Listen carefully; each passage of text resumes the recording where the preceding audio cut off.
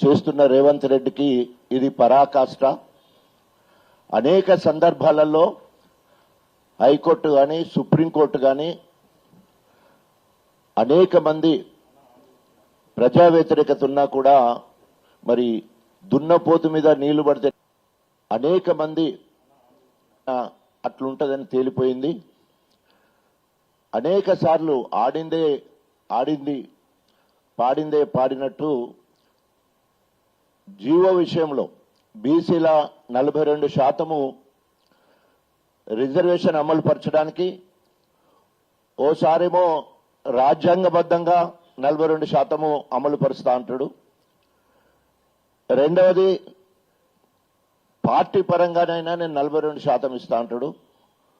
మూడోసారి ఆర్డినెన్స్ ద్వారా 42% అంటాడు. నాలుగోసారి బిల్ ద్వారా అంటాడు, బిల్లు తీసుకొస్తా అంటాడు. ఐదోసారి మొన్న జీవో ద్వారా 42% అమలు పరుస్తానని చెప్పేసి పూటకో మాట మాట్లాడుతూ ఈరోజు తెలంగాణలే కాదు యావత్ భారతదేశం మొత్తంలో కూడా ఒక జోకర్ ముఖ్యమంత్రి ఎవరంటే, ఒక చిల్లర ముఖ్యమంత్రి ఎవరంటే, ఒక సైకో ముఖ్యమంత్రి ఎవరంటే రేవంత్ రెడ్డి అని తేలిపోయింది. ఈరోజు అధిష్టానం కూడా కాంగ్రెస్ అధిష్టానము ఆయన పక్క పెట్టినట్టు తెలుస్తా ఉన్నది. తుమ్మితే ఊడిపోయే ముక్కులాగా ఈరోజు రేవంత్ రెడ్డి పరిస్థితి ఉన్నది. ఆయన ముఖ్యమంత్రి దిగిపోతే ఎక్కడానికి 2 రెడ్డిలు సిద్ధంగా ఉన్నారు.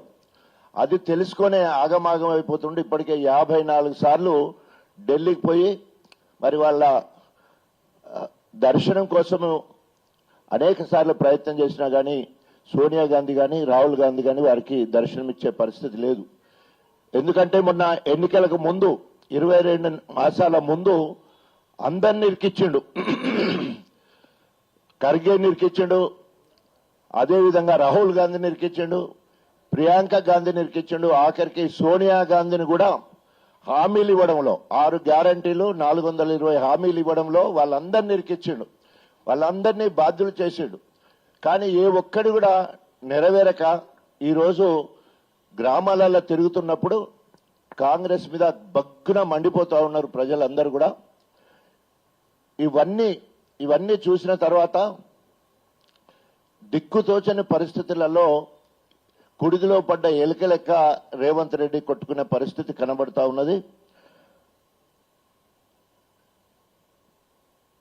ఈ 2 నెలల పాలనలో సాధించింది ఏంటంటే అన్ని రాష్ట్రాల కంటే ఓ ముఖ్యమంత్రిగా మరి ఢిల్లీకి పోవడమే కాకుండా కేంద్రంలో ఉన్న బడాబాయి మోడీ లేదా అనుచర మంత్రులను కలిసే విషయంలో ఎక్కువ సార్లు కలిసిన ప్రతిపక్ష సీఎం ఎవరన్నా ఉన్నారంటే అది మరి రేవంత్ రెడ్డి అని తేలిపోయింది. ఆయన అనేక అబద్దాలు ఆడి దివాలా కోరుతనంతో ముఖ్యమంత్రి అయినా కూడా అది నిలుపుకునే పరిస్థితి లేక ఈరోజు మరి కింద మీద అయిపోతా ఉన్నాడు. సో మరి 2 సహచర కేబినెట్ మంత్రులు సిద్ధంగా ఉన్నారు. వాళ్ళు కూడా మాటికి ఢిల్లీ పోయి కలుస్తా ఉన్నారు. పెద్దలు ముహూర్తం కోసమే ఎదురు చూస్తున్నట్టు కనబడతా ఉన్నది. సో ఈరోజు 42% రిజర్వేషన్ బీసీలకు కల్పిస్తానని ఆశపెట్టి నమ్మించి నట్టేట ముచ్చినట్టు బీసీ వర్గాలన్నీ కూడా ఈరోజు కాంగ్రెస్ ప్రభుత్వం మీద రేవంత్ రెడ్డి మీద బగ్గున మండుతున్నారు.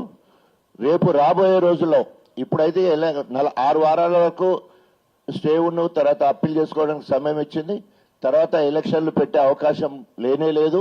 ఎందుకంటే ప్రజల దగ్గరికి వెళితే కర్రు గాల్చి వాత పెట్టడానికి ప్రజలు సిద్ధంగా ఉన్నారని ఏ రిపోర్ట్ చూసినా కూడా ఈరోజు కాంగ్రెస్ ప్రభుత్వానికి రేవంత్ రెడ్డికి వ్యతిరేకంగా ఉందని చెప్పేసి తెలియజేసుకుంటూ ఇప్పటికైనా సిగ్గు శరం ఉండేది ఉంటే రేవంత్ రెడ్డి ఇచ్చిన హామీల మీద మరి ఒక చిత్తశుద్ధితోటి ఒక్కొక్కడిగా నన్ను క్షమించండి, ఇప్పటివరకు 22 నెలలైనా ఏం చేయలేకపోయినా ఇప్పటి నుండి ఒక్కొక్కడిగా చేస్తానని చెప్పేసి ఇంకా ప్రజలకు అప్పీల్ చేసుకొని పోతే ఆయన ప్రజలేమైనా క్షమిస్తారు, లేకపోతే కర్రు కాల్చి వాత పెడతాడని హెచ్చరిస్తూ సెలవు తీసుకుంటాం.